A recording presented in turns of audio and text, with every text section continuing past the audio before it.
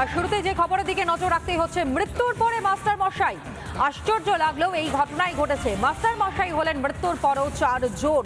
প্রাথমিক নিয়োগ পেলেন 60 পার করা 62 জন প্রৌঢ়। ঘটনাটা আরো স্পেসিফিক করবো, অর্থাৎ আরো স্পষ্ট করবো। সুজিত, আমাদের প্রতিনিধি এই মুহূর্তে আমাদের সঙ্গে রয়েছে। সুজিত, আরো খোলসা করো বিষয়টা, যে কিভাবে এই ঘটনা ঘটলো এবং এই আজব ঘটনা ঘটলোই বা কোথায়?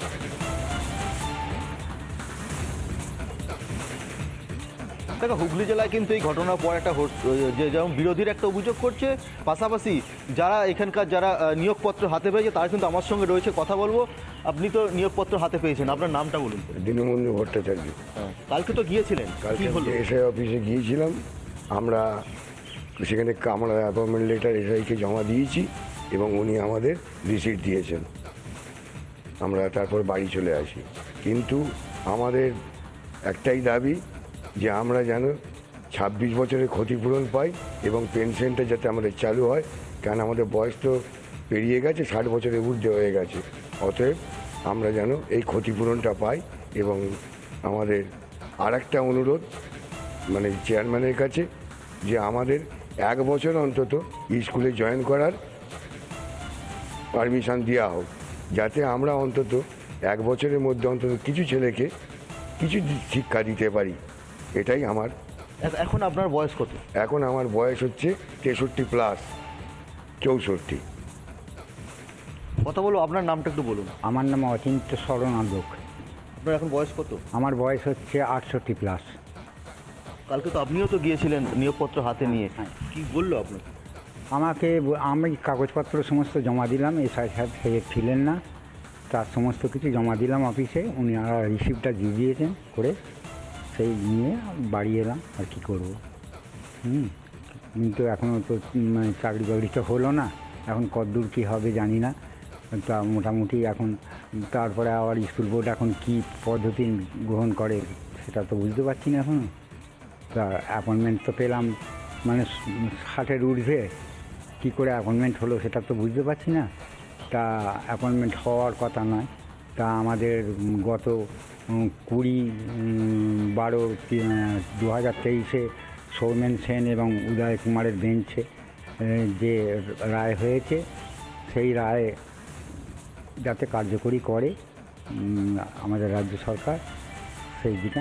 মোট কতজনের এসছে নিয়োগ? আমরা মোটামুটি 66 জনের মানে চাকরির চিঠি এসেছে, কিন্তু 66 জনের মধ্যে 4 জন মারা গেছে, সেটা ফেরত গেছে স্কুল বোর্ডে। যাই হোক, এখন আর তেমন কিছু হয়নি আজ পর্যন্ত। এখন আমরা কিছু পাইনি। ওই যেটা এসআই অফিসে সই করিয়ে জয়েনিং করে এসেছি।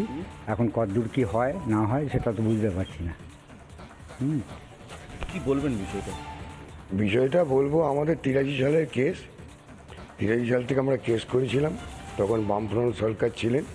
তখন ওনারা তখন আমাদের গভর্নমেন্ট জিও ছিল যে যতক্ষণ ট্রেন্ড পাওয়া যাবে ততক্ষণ নন ট্রেন্ড নিয়োগ করা যাবে না।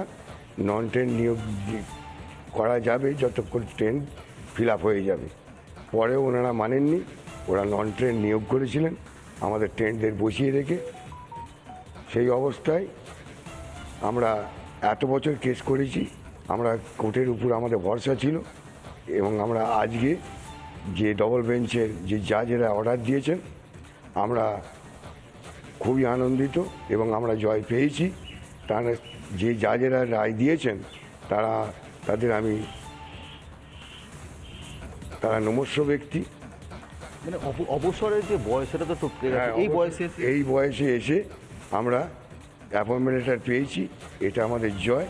আমাদের একটাই নিবেদন, আমাদের যেন 26 বছরের ক্ষতিপূরণ যার যেটা বলেছিলেন সেটা দেওয়া হয় এবং পেনশনটা যাতে আমাদের চালু করা যায়, যাতে আমাদের সংসারে বৃদ্ধ বাবা মা খেয়ে বেঁচে থাকতে পারে বা আমরাও সংসার চালাতে পারি। আমাদের তো জীবন শেষ হয়ে গেল, বামফ্রন্ট সরকার শেষ করে দিয়েছে। বর্তমানে তৃণমূল সরকার যে আছে তারাও দেয়নি। সেই অবস্থায় এই যে বেঞ্চ আমাদের রায় দিয়েছে, আমি তাদের স্যালুট জানাই এবং আমার আস্থা যে হাইকোর্টের উপর ছিল, আমরা তাতে অ্যাপয়েন্টমেন্ট পেয়েছি, আমাদের জয় হয়েছে, এটাই আমাদের বিশেষ ব্যাপার। এই বয়সে আপনি তো কালকে গিয়েছিলেন, যদি আপনাদের যেতে বলে জয়েন করতে বলেন, জয়েন করবেন?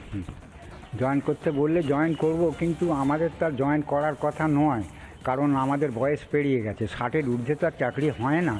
সেটা কিভাবে দিল, কিভাবে করলো, সেটা তো বুঝতে পারছি না। তবে আমাদের তো 1983 সাল থেকে কেসটা রায় হয়েছিল, কিন্তু রায় তো তারপর থেকে তো ওরা কোনো সরকারই মানেননি। তাই বহু চেষ্টা করেছি, কোর্টও করলাম, সবই করলাম। আজকে উদয় কুমার এবং সৌমেন সেনের বেঞ্চে যে রায় হয়েছে, সেই রায়টা, তার আগে তো রায় দিয়েছিলেন মানে অশোক দাস অধিকারী, তিনি বিচারক। তা সে রায় লেখা ছিল যে 26 বছরের কম্পেনসেশন দিতে হবে। সেটাও ওর কী করবেন সেটা তো আমরা বলতে পারছি না। তা যতদূর না কিছু হচ্ছে ততদিন পর্যন্ত আমাদের এইভাবেই থাকতে হচ্ছে। তখন মোট কতজন ছিল আপনাদের? তখন ছিলাম আমরা 361 জন। তারপরে কমে গিয়ে কিছু চাকরি পেয়ে গেছিলো। তারপর থেকে আর কিছু হয়নি। মানে 361 জনের পর থেকে আর ওই কিছুজন পেয়েছিল, তারপর আর আমরা এখনও পর্যন্ত পাইনি। এখনও সেই আদালতের দ্বারস্থ হয়ে আছি। এবার যদি সরকার কোনো কিছুভাবে আমাদের নিয়োগপত্র দিয়ে যদি কোনো কিছু করে, ক্ষতিপূরণ দেয়, তাহলেই হলো, নাহলে আর কী আর হবে। এইভাবেই আমাদের সঙ্গে একজন সাধারণ মানুষ রয়েছে, তার সাথে কথা বলবো। আপনিও তো দেখছেন আপনার পাড়াতে এরকম ঘটনা। আমার খুব কাছের লোক এবং দীর্ঘদিন ওনার ওই দুর্দিনের সঙ্গী এবং ওনার লড়াইয়ের সঙ্গে আমি দীর্ঘদিন ধরেই আছি, সমস্ত ব্যাপারটাই জানি। আর্থিক দিক দিয়েও খুবই দুর্বল মানুষ। ওনার চাকরি পাওয়া উচিত ছিল, পাননি। এই বয়সে এখন যদি উনি আর্থিকভাবে সরকারের কাছ থেকে কিছু সহযোগিতা পান, উনি বাকি জীবনটা একটু ভালোভাবে কাটাতে পারেন, সেইটা সরকারের দেখা উচিত। এই বয়সে চাকরি তো আর সম্ভব নয়। এই বয়সে একেবারে তাই সুজিত, এবং সাধারণ মানুষের তারাও সত্যি আশ্চর্য হচ্ছেন। অবসরকালীন সময় কাটাবেন যখন, ঠিক সেই সময় হাতে নিয়োগপত্র পাচ্ছেন তারা।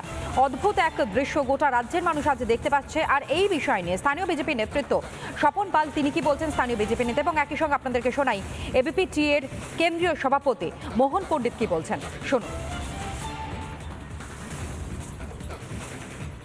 আমাদের দেশে না, সারা পৃথিবীতে বিরল, এ জিনিস কেউ শোনেনি।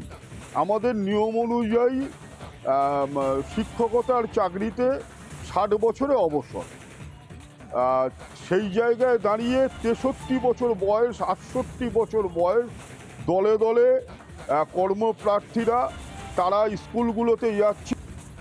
হুগলি জেলার প্রাথমিক শিক্ষা সংসদ প্রায় 66 জনকে অ্যাপয়েন্টমেন্ট দিচ্ছে প্রাইমারি স্কুলের কাজ করার জন্য। যাদের আজকে অ্যাপয়েন্টমেন্ট ছাড়া হচ্ছে তাদের প্রায় 6 জনের উপরে লোক মারাই গেছে, এবং বাকিদেরও কারোর 65-70-এর দিকে বয়স হয়ে গেছে। এমন একটা পশ্চিমবঙ্গে তৃণমূলের অকর্ম সরকার চলছে, যাদের কাছে আপডেট কোনো খবরই নেই যে কে মারা গেল বা কার বয়স 60 বছর উপরে হয়ে গেল। আমরা জানি যে 60 বছরের উপরে হয়ে গেলে কেউ চাকরি আর করতে পারে না, তাহলে যাদের বয়স 70 হয়ে গেছে, 65 হয়ে গেছে, তাদেরকেও দিচ্ছে, এবং যে মারা গেছে তাকেও অ্যাপয়েন্টমেন্ট দিচ্ছে। একটা পশ্চিমবঙ্গে ভূতিরে সরকার চলছে।